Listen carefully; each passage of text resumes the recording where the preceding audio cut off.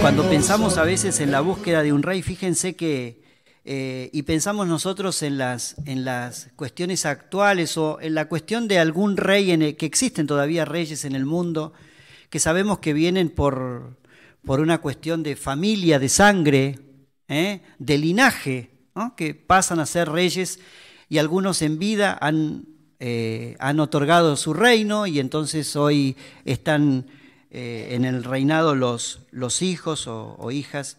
Y pensaba eso y personas con determinadas características, cuando se eligen gobernantes y a veces se eligen también con determinadas características. Muchas de esas características tienen que ver con lo que nosotros podemos llegar a pensar que son personas dignas y capaces de ocupar esos lugares. En el mundo y en muchos lugares no han sido personas que han ocupado esos lugares realmente con lo que, pensando o concretando lo que el pueblo pensaba que iban a hacer cuando fueron votados. Pero fíjense, vamos a ver la elección de Dios. Y aquí quiero que nosotros tomemos identidad en todo esto también. Porque eso hace la Biblia, como dijimos al comienzo y como lo seguimos diciendo. La Biblia es un espejo. ¿Cuál es nuestra condición? Dijimos que no tenemos nada de lo cual nosotros nos podamos agrandar cuando pensamos en 1 Corintios. Nada de nuestra condición nos puede hacer pensar de que somos algo y que nosotros podemos de alguna manera agradar a Dios con nuestro propio esfuerzo. Ahí sonamos. Porque la obra la hizo Cristo y lo que nosotros tenemos que hacer es apropiarnos de la obra de Cristo, del perdón de Dios a través de Jesucristo y vivir una vida de relación a través de Jesucristo. ¿Sí? Nosotros en nuestra humanidad no podemos hacer nada. Cuando estamos trabajando con los chicos, con los preadolescentes y nos hemos propuesto en este tiempo, bajo este lema, en tu presencia, y estamos viendo personajes de la Biblia y empezamos en Génesis. No vamos a ver todos exactamente los de Génesis, pero vamos a tratar de ver varios personajes. Y estamos viendo personas que pretendían huir de la presencia de Dios. O sea, acá es en tu presencia y las lecciones, ya vamos en la segunda, y la primera tuvo que ver con Adán y Eva, cuando él pretendió esconderse de la presencia de Dios. Cuando pensamos en Caín, ayer pensamos en Caín, que Caín lo que quiso hacer es tratar de agradar a Dios con su propio esfuerzo también. No logró entender esto, ¿no? No lo logró entender. Y a la larga termina siendo un errante y, como dice, y un extranjero y uno que no pudo disfrutar de la bendición de Dios porque él quiso hacer lo que él pensaba que podía hacer y de esa forma agradar a Dios. O sea que si te esforzás por pretender agradar a Dios, y yo te digo, busquemos primero lo que dice la palabra de cómo nosotros llegar a Dios. ¿Sí? Y es a través de Jesucristo y es a través del temor a Dios que nosotros podamos tener. Vamos a leer en el capítulo 16 de 1 Samuel. Dijo Jehová a Samuel: ¿Hasta cuándo llorarás a Saúl, habiéndolo yo desechado para que no reine sobre Israel? Llena tu cuerno de aceite y ven, te enviaré a Isaí de Belén, porque de sus hijos me he provisto de rey. Y dijo Samuel: ¿Cómo iré? Si Saúl lo supiera, me mataría. Jehová respondió: Toma contigo una becerra de la vacada y di: a ofrecer sacrificio a Jehová he venido. Y llama a Isaí al sacrificio, y yo te enseñaré lo que has de hacer, y me ungirás al que yo te dijere. Hizo pues Samuel como le dijo Jehová, y luego que él llegó a Belén, los ancianos de la ciudad salieron a recibirle con miedo y dijeron: ¿Es pacífica tu venida? Él respondió: Sí, vengo a ofrecer sacrificio a Jehová. Santificaos y venid conmigo al sacrificio. Y santificando él a Isaí y a sus hijos, los llamó al sacrificio. Y aconteció que cuando ellos vinieron, él vio a Eliab y dijo: De cierto, delante de Jehová está tu ungido. Y Jehová respondió a Samuel: No mires a su parecer ni a lo grande de su estatura, porque yo lo desecho. Porque Jehová no mira lo que mira perdón, no mira lo que mira el hombre, pues el hombre mira lo que está delante de sus ojos, pero Jehová mira el corazón.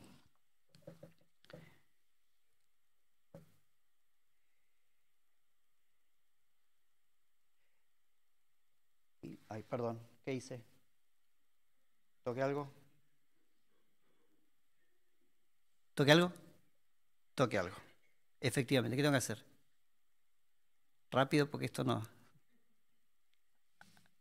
Bueno, bueno, ahora sí. Ahí está, ahora sí. Ahí está. Ahí está. Bien, ya está, solucionado. Dice, nosotros miramos lo que está delante de nuestros ojos, pero Dios mira el corazón. Qué cosa real. Si nosotros tuviéramos que elegir, generalmente nuestros ojos nos llevan a elegir, ¿no? Nos llevan a elegir desde una ropa hasta una persona, ¿o no? Porque nosotros miramos, esto es lo que nosotros miramos, lo que nosotros vemos acá es lo que nos atrae o nos aleja de las personas, ¿sí? O lo que algo nos atrae o nos aleja, ¿sí? Porque es así. Nosotros los seres humanos somos de esta manera. Es más, nosotros hacemos juicios, ¿o no? Hacemos juicios con las personas. En algún momento vi algunas cuestiones de pruebas así, en un video, que había distintas personas, pero vestidas de cualquier manera, y entonces cada uno hizo un juicio de qué era esa persona, ¿no? ¿A qué se dedicaba esa persona? Entonces, al punto que, bueno, es una persona que vive en la calle, este es un profesional, este es un educador, otro profesional, y así, etcétera, etcétera. Este es una ama de casa, todo. La cuestión es que cuando después le revelan todo, ninguna de las cosas coincidía, ¿no? Porque uno se había guiado por la apariencia. Y esa persona realmente era un profesional, pero una persona que vestía de una manera distinta, tal vez. ¿Por qué? Porque entró por nuestros ojos. Nosotros hacemos un juicio cuando vemos a la persona. Nos incluimos todos, me incluyo. Uno tiene cierta cuestión, ¿no? Y vivimos a veces también en una sociedad bastante peligrosa y demás, y a veces cuando uno ve parece que esa persona te puede hacer daño, y no tiene por qué ser necesariamente eso, ¿no? Pero uno tiene cierta cuestión de imagen o un prototipo de imagen, entonces dice, bueno, esta persona, bien, esta persona no sé si no me haría tan bien, ¿sí? A veces, alguna vez le decía a alguien, porque cuando a veces la palabra de Dios hace ciertas apreciaciones, no precisamente de esto que les voy a mencionar, pero cuando hace apreciaciones y necesidades de cambio, es porque necesitamos cambiar. Si dice que no codiciemos, es porque evidentemente hay alguien que codicia, ¿cierto? Si no, no va a detenerse la palabra en eso. Si dice no tengas envidia, cuando pareciera que tendría que ser una cosa normal no tenerla, pero si lo dice es porque existe la envidia, ¿sí? Y cuando pensamos en el libro de Santiago, y esto es tremendo para nosotros también, porque a veces pensamos en que dice en el libro de Santiago que, bueno, cuando viene alguien y que está vestido de una manera, sentate acá, dice, ¿no? Lo estoy parafraseando. Pero cuando viene alguien que tal vez a nuestros ojos puede ser, no, quédate allá, no hay lugar, ¿no? Entonces, esta cuestión, o directamente lo ignoramos o no lo atendemos. Si lo dice es porque necesitamos cambiar en eso. Y tal vez como le pasó a Samuel, en esta humanidad que tenía, era un privilegio que tenía. Pero al mismo tiempo pensemos que era un humano. Y que cuando lo vio a Eliab, acá está el ungido. Acá está. Y seguramente, la Biblia no hace una descripción total, sí la hace, pero seguramente tenía todo el porte para ser la persona que tenía que estar al frente de un pueblo. Tal vez era una persona alta, una persona, qué sé yo, de un buen porte, no sé, de una mirada tal vez que era dominante, se me ocurre pensarlo así. Pero fue la primera impresión. Y vamos a seguir leyendo. Dice el versículo 8. Entonces llamó Isaí a Abinadab y le hizo pasar delante de Samuel, el cual dijo tampoco a este ha escogido Jehová. Hizo luego pasar a Isaí a Sama y le dijo, tampoco a este ha elegido Jehová. E hizo pasar Isaí 7 hijos suyos delante de Samuel, pero Samuel dijo a Isaí, Jehová no ha elegido a estos. Entonces dijo Samuel a Isaí, ¿son estos todos tus hijos? Él respondió, queda aún el menor que apacienta las ovejas. Y dijo Samuel a Isaí, envía por él, porque no nos sentaremos a la mesa hasta que él venga. Qué cuestión esta y qué tan maravilloso es pensar la importancia y el valor que comienza a cobrar David, que ni siquiera lo menciona. Y una de las cosas que hace el padre dice, queda aún el menor. Hay mucho en esa frase, ¿eh? Hay muchísimo en esa frase. Queda aún el menor. El menor, por una cuestión lógica, familiar y de concepción cultural, en ese sentido era el último. ¿Me entienden? Hasta en ese sentido, porque ustedes saben que hablan del primogénito y de los privilegios del primogénito, ¿sí? Pero dice, queda uno, al punto que se habían reunido, y ahora vamos a ver también otro puntito más, pero fíjense que este otro hijo no estaba en el lugar, dice, queda aún el menor. Si en ese momento hubiese pasado, Dios tiene propósitos tremendos, ¿no? Pero si en ese momento y en todos esos hijos que hubiesen pasado, hubiese estado la elección del rey, David, que era el menor, probablemente se hubiese enterado no sé cuándo, ¿no?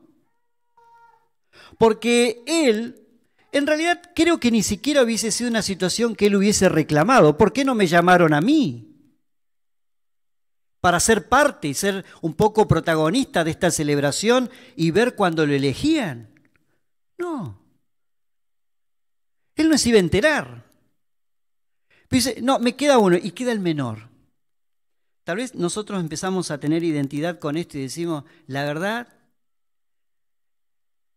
tantas personas, Jesucristo vino a morir por tantas personas y tal vez yo me sienta o me siento como el menor, como el más chiquito, como el que tal vez no tengo mucho para ofrecer, pero en esa condición Dios no es ajeno a esa realidad.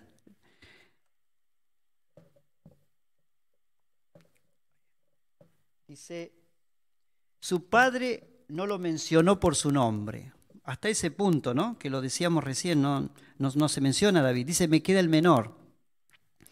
Una ignorancia total inclusive del padre, ¿no? Una ignorancia total. O sea, es el menor, no usó su nombre y no había sido invitado a la celebración. A ver si ahí está. Ahí está. Muy bien.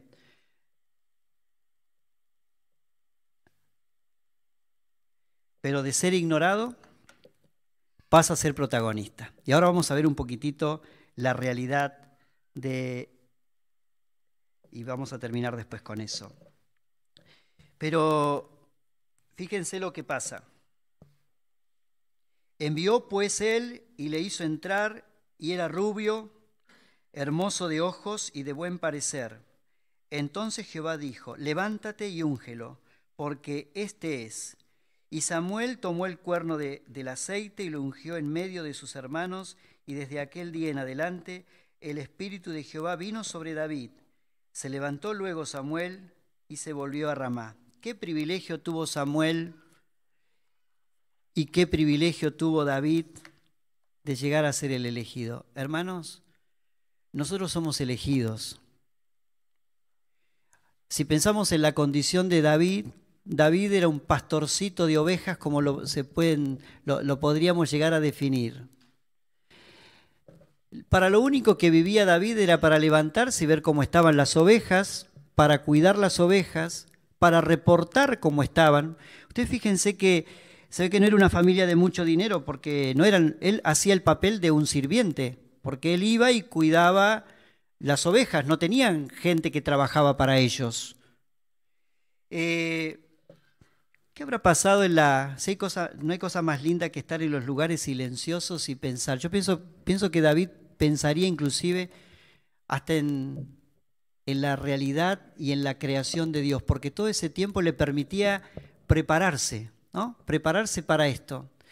Y con David, y ahí tenemos una imagen de un joven con las ovejas, y la realidad de David era esa. David era alguien que lo que aprendió, lo aprendió tal vez en el campo, pero no aprendió justamente tal vez la consideración o el valor que otro me podía dar. David lo que aprendió era que si venían los leones o venía alguien, había que defender las ovejas y nada más. ¿Sí? David aprendió que estando en esa condición podía contemplar la maravilla de Dios. Pero yo creo que a David nunca se le cruzó que podía llegar a ser un rey. Algunos dicen que algunos autores dicen 10 años, otros dicen 15 años, pero andan en una edad de adolescencia, digamos. Qué privilegio el de David. David no tenía ni la más pálida idea de lo que significaba ser un rey. David no llegaba a imaginar ni a diagramar en su mente lo que se le venía para tener en sus manos. David tuvo que mantener en el tiempo este llamado de Dios y enfrentarse también al rey Saúl, a quien respetó y a quien no mató teniendo la posibilidad de matarlo. Porque él tuvo un encuentro personal con Dios y él sabía a qué Dios servía. A un Dios invisible, a un Dios que no lo podemos medir con nuestras palabras, porque no nos alcanzan las palabras. Pero el Salmo 23 es la expresión de la intimidad de David con Dios. Jehová es mi pastor. Él podía definir que Jehová, que Dios era su pastor, porque él sabía lo que era pastor, es ser un pastor. Por eso lo pudo definir. Jehová es mi pastor, y lo sabemos ese salmo, ¿no? Nada me faltará. Él podía tener la experiencia de decir, yo sé que Dios para mí es un pastor, porque yo sé que era un pastor y yo sé lo que hacía con mis ovejas. Y ahora lo vivo en carne propia. Dios, mi protector. Dios es aquel que me guarda y me cuida y me provee de lo que necesito. David pudo tener esa experiencia. Cuando Dios nos salvó, como leímos al comienzo, sí es verdad que no teníamos ninguna forma nosotros de llegar a Dios. Es verdad que nuestra condición ni siquiera nos ponía tal vez en pensar de que somos unos sabios, ni que somos unos nobles, ni de que tenemos poder de algo. David tampoco podía pensar que tenía todos esos atributos, pero Dios se encargó de ponerlo en un lugar de privilegio. En la medida también que nosotros descubramos que Dios nos ha salvado para estar en una situación de privilegio. Somos pecadores, pero somos salvados. No nos olvidemos de la condición. Dice la Biblia que somos real sacerdocio. ¿Qué más? Nación santa, pueblo adquirido por Dios. O sea, miren la cantidad de atributos que tenemos. Pero a veces en la vida, muchas veces en la vida, hemos andado, tal vez siendo hijos de Dios, hasta mostrando tal vez migajas o esperando migajas de lo que nos rodea. Hermanos, nosotros hemos sido salvados. Si sos salvado, si conociste a Jesucristo como Salvador, Dios se encargó de mirar tu condición y de mi condición y decirle, bueno, yo te amo, yo te quiero, yo di mi vida por vos en la cruz. Vení y apropiate de lo que tengo para vos. Apropiate. Es cuestión de apropiarse de las promesas de Dios. ¿Sí? Vamos a leer el Salmo 23. Salmo conocido, y es un salmo corto. Tiene 6 versículos. ¿Se animan a que juntos lo leamos? ¿Tienen todos una Biblia o por lo menos pueden compartirla los que no se acuerden? ¿Lo leemos juntos, les parece todos? Jehová es mi pastor, nada me faltará. En lugares de delicados pastos me hará descansar. Junto a aguas de reposo me pastoreará. Confortará mi alma. Me guiará por sendas de justicia por amor de su nombre. Aunque ande en valle de sombra de muerte, no temeré mal alguno, porque tú estarás conmigo. Tu vara y tu cayado me infundirán aliento. Aderezas mesa delante de mí en presencia de mis angustiadores. Unges mi cabeza con aceite, mi copa está rebosando. Ciertamente el bien y la misericordia me seguirán todos los días de mi vida, y en la casa de Jehová moraré por largos días. Conocer a Jesucristo implica reafirmar esta verdad. Y en la casa de Jehová moraré por largos días. ¿Dónde está puesta tu esperanza? ¿Dónde está tu condición? Tal vez vengas acá y digas, bueno, vengo hace tiempo, pero todavía no encontré esto que ando buscando. Hay gente que dice eso, ¿no? No sé cómo hacer para encontrar esta satisfacción total. Jesucristo desea ser la satisfacción para tu vida. Créele a Jesucristo. Y Él quiere de aquello vil, de aquello que tal vez el mundo menosprecia, que tienen menos, que tienen poco, quiere hacer de vos una persona con privilegios y quiere tener una relación con vos personal. Créele a este Dios. Créele a Jesucristo, ¿sí? Y David fue una persona con privilegios, es verdad, con privilegios, pero también fue humilde y tal vez fue hasta menospreciado por los demás, aún hasta por su propio padre. Ni siquiera convocándole al banquete, ni siquiera diciendo, bueno, pero es el menor. ¿Qué aporte puede ser? ¿Qué aporte puede hacer? A veces pensamos eso en la vida, pero si yo soy uno más del montón. Pero ¿sabes qué? De uno más pasas a ser un elegido de Dios o por Dios. Vamos a orar para terminar y te invito, si no conoces a Jesús como Salvador, siempre decimos lo mismo, decile a Cristo que venga a tu vida, que le pedís perdón por tus pecados y que te querés apropiar de la obra de la cruz que hizo a tu favor hace muchísimo tiempo. Créele a Jesús. ¿Oramos? Padre Celestial, te damos muchas gracias por este tiempo que nos has dado, por el privilegio que tenemos de abrir de tu palabra, de pensar, de analizar y de compartir tus verdades que nos hacen ver cuál ha sido nuestra condición, pero también reconocemos cuál es nuestra condición hoy. Una condición de privilegio porque hemos sido salvados. Gracias por todo lo que nos das. Y te pedimos por aquellos que están con nosotros, que si no te conocen, para que en este día puedan también encontrar la salvación en Cristo, para que puedan salir de este lugar, no como vinieron, sino restaurados totalmente y sintiendo realmente que a pesar de que para muchos no valen, para ti valen y por ellos murió Jesucristo. Gracias por este momento y pedimos tu bendición al seguir juntos un momento más en el nombre del Señor Jesús. En tu presencia